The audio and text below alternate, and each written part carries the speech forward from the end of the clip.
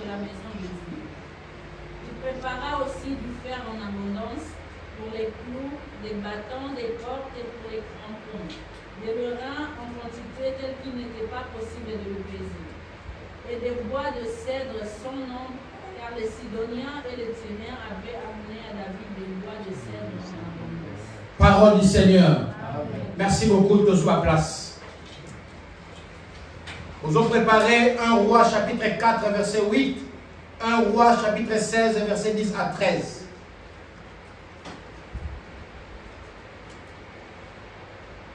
De lecture. Le constructeur, il y a temple à Jérusalem, c'est David. Pourquoi j'ai dit le constructeur? Parce que dans le tabernacle, Dieu a donné le plan, le modèle. Et Dieu a demandé même des matériaux pour construire le tabernacle. C'est lui l'architecte. Non, c'est pas l'architecte. Architecte. Il a dessiné le plan. C'est lui-même Dieu. Il a décrit le matériau. Et quand vous entrez dans la Bible, vous lisez avec toute conscience et intelligence, avec toute volonté aussi. Parce que ce genre de message, les gens ne veulent pas mettre leur volonté pour comprendre les choses. Mais si tu lis avec mon thème à ma langue, vous verrez que Dieu demande le matériau qui doit entrer dans cette construction, dans ce temple, mais il demande le matériel de qualité. Dieu demande de l'or, Dieu demande de bronze, Dieu demande de fer, Dieu demande le bois d'acacia, mabaya ya wenge. Le bois d'acacia est n'importe quel boîtier. Ce n'est pas le bois noir, mais c'est le bois d'acacia que Dieu demande pour la construction du tabernacle. Dieu a demandé des choses, il a demandé des félins. Il n'a pas demandé n'importe quel nom pour ça. Non, Dieu n'a pas demandé pour ça. Mais Dieu a demandé le félin. Et il commence à demander encore des couleurs. Il a dit couleur violette, il a demandé la couleur rouge, il a demandé le pourpre en portugais, le français n'a habité. Il a demandé la couleur bleue. Et ce genre de couleurs, bien dans le Seigneur, ce sont des couleurs difficiles et couleurs de qualité que Dieu a demandé. Laisse-moi te dire dans le Seigneur. Vous savez, il y a même, je l'ai déjà dit ici, mais je ne sais pas en formation ou quoi, mais il y a aussi quand même quelque chose que Dieu a demandé. Sur la peau, il y a poisson, poisson à monanaka, une fois chaque 4 siècles. Si vous les ratez, c'est fini, vous allez les sous 4 siècles. Pour la couleur bleue. So tangi na ba élément ko wati ko ba o ko mona yango a se mana poso ya ba misi. Dieu a primé sur la qualité. Et la Bible déclare quand on tanga pour la chronique, nous voyons que David a bandi sous la même chose pour la construction du temple. Parce que le tabernacle est là qui portatif, est là qui préfabriqué. Mais maintenant, la temps il y a David voulait faire quelque chose de définitif, dans un matériau durable. Et maintenant, qu'est-ce que David commence à faire? David a lancé l'appel. L'appel, il a lancé ce qu'on appelle aussi l'aoulé, collecte. Collecte, c'est ça l'aoulé. Le collecte. La collecte, merci maman. Elle a lancé aussi la collecte. Que tout le monde, tout le peuple d'Israël, la Bible dit même les étrangers. David a fait appel même aux étrangers qui habitaient le pays pour venir se mettre ensemble avec le peuple d'Israël pour construire le temple. C'est pour cela que j'ai dit, le constructeur du temple, c'est David. L'architecte, c'est lui-même Dieu, mais l'exécuteur, ce n'est pas David, mais c'est qui? Salomon. Alléluia.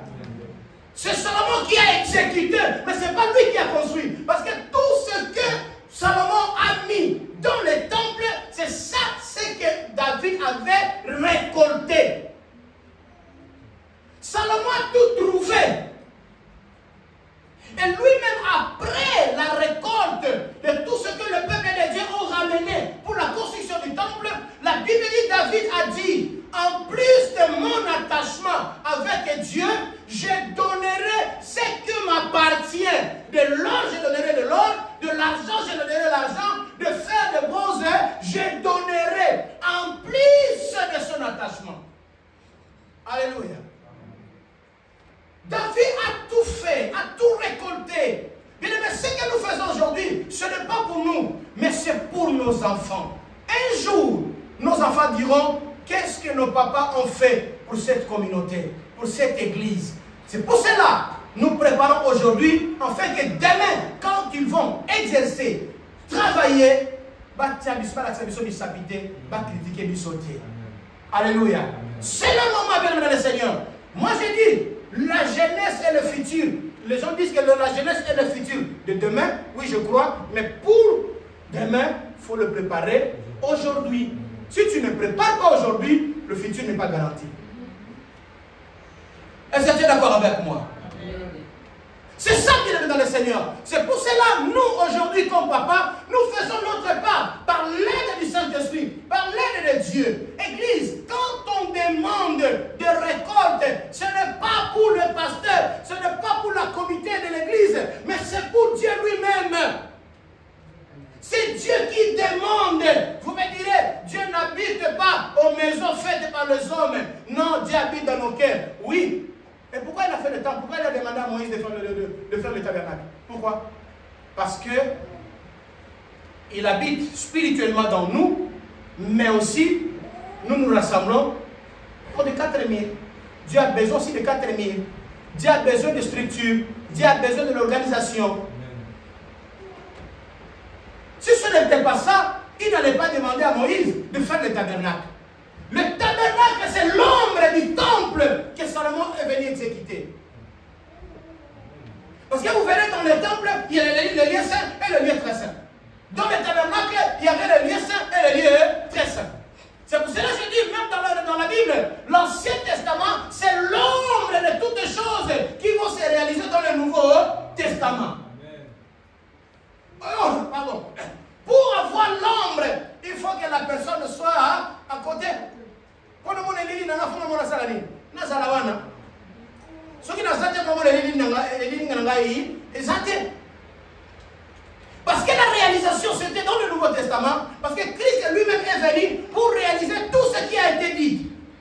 Et nous verrons que depuis l'Ancien Testament jusqu'à l'Apocalypse, ça parle que de qui? De Jésus. Vous verrez, il y a beaucoup de coïncidences de noms, de caractères, de comportements, de problèmes, de difficultés. Par exemple, quand nous voyons Joseph, nous verrons que Joseph, c'est l'ombre de Christ. Même son nom. Même quand nous voyons Moïse, Moïse, c'est l'ombre de Christ. Donc c'est ça que nous dans le Seigneur. Il ne faut pas dire que l'Ancien Testament, c'est diabolique, le Nouveau Testament, c'est la loi. Sans loi, il n'y a pas grâce. Sans loi, il n'y a pas grâce. Parce qu'il faut avoir Sinaï pour qu'on regarde Golgotha. S'il n'y a pas Sinaï, il n'y aura pas Golgotha. Et les deux doivent marcher ensemble. On ne peut pas nier Sinaï et on ne peut pas refuser Golgotha. Parce que si tu refuses Sinaï, ça veut dire que vouloir ou pas, tu refuses Golgotha. Parce que au Sinaï, nous avons reçu quoi? La loi. Et à Golgotha, nous avons reçu quoi? La grâce. Et la loi est venue de qui? Moïse. Mais Moïse, avant que Moïse l'a reçu. Mais où tu vas?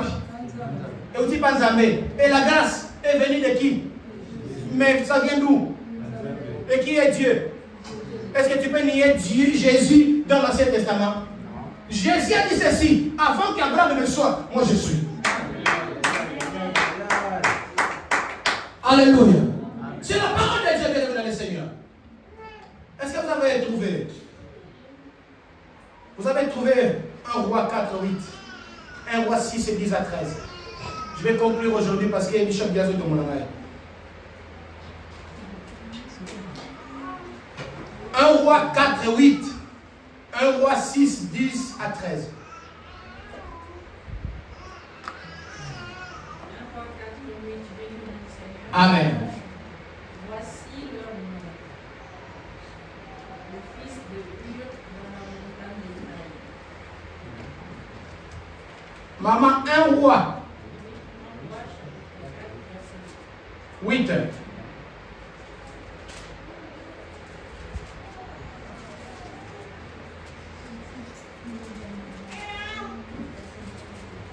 Est-ce qu'on peut avancer? Le fils de Deker, Amakat, à Salbi, à Beth-Shemesh, à Héron et à Beth-Ana. Le fils de Ezer, à Ribot, il avait Soko et tout le pays de Bethel. Le fils d'Aminadab avait la montée des Gor. Taphat, fille de Salomon, était sa femme.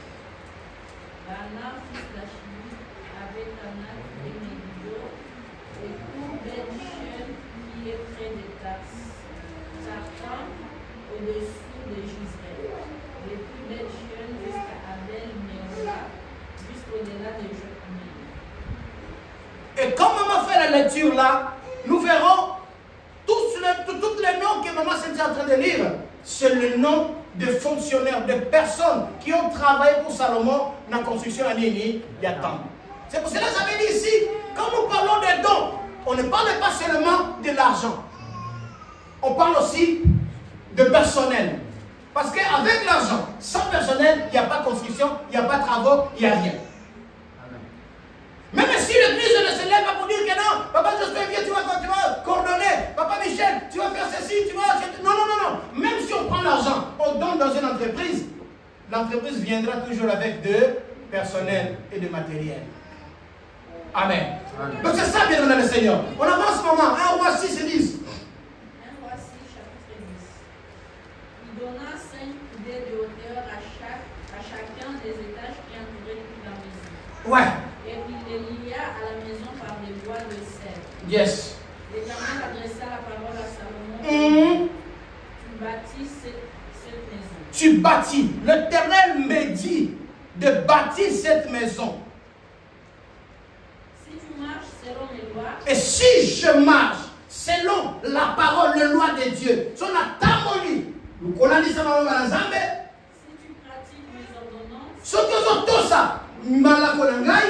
Si tu observes et suis tous mes commandements. Ce que landa, mibe konangai nyoso.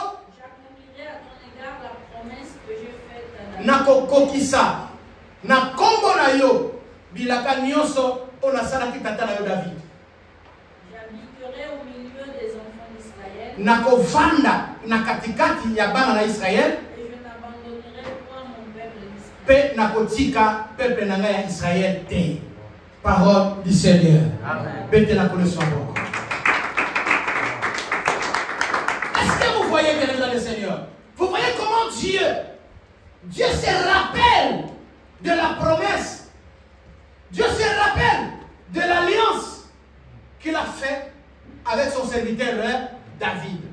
Et il vient voir Salomon. Il a dit, Salomon, si tu fais ça et ça, si tu marches selon ma parole, si tu obéis à mes ordres, à mes lois, je ferai, Dieu porte garant, que je ferai tout ce que je fais comme accord avec ton père. Quel était l'accord? L'accord c'était de rester, d'habiter, d'être Emmanuel au milieu du peuple d'Israël. Aujourd'hui, Église, si nous obéissons à la parole de Dieu, aujourd'hui, Église, si nous faisons ce que Dieu nous demande de faire, Dieu demande que nous nous construisons une maison. Et cette maison, peut-être, je ne limite pas Dieu, mais si nous n'aurons pas la possibilité d'acheter le terrain et construire, mais nous avons cette place que nous avons pointée, de l'acheter et de édifier ici dans ces lieux le temple de l'adoration. Là où tout le peuple de Christ nous appelle, tout le peuple de Dieu viendra de partout, viendront faire des sacrifices et adorer l'Éternel notre Dieu. Si nous le faisons aujourd'hui, demain, Dieu accomplira sa parole, de demeurer dans ces lieux, de vivre au milieu de nous. Que Dieu vous bénisse.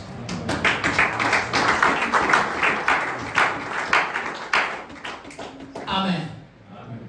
Nous avons écouté la parole de Dieu. Aujourd'hui, c'est la collecte. Bien-aimés, j'aimerais que nous changions un peu le système que nous... Pas l'ambiance, hein, je ne parle pas de l'ambiance. L'ambiance de la collecte, non, je ne parle pas de ça.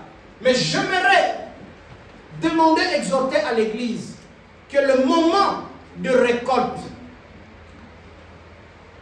que ce soit un moment de mettre notre Dieu à l'épreuve. De dire, Seigneur, mais il faut commencer à le faire à partir de la maison. Dire, Seigneur, tu nous as demandé de construire un temple pour toi. Et voici mon argent.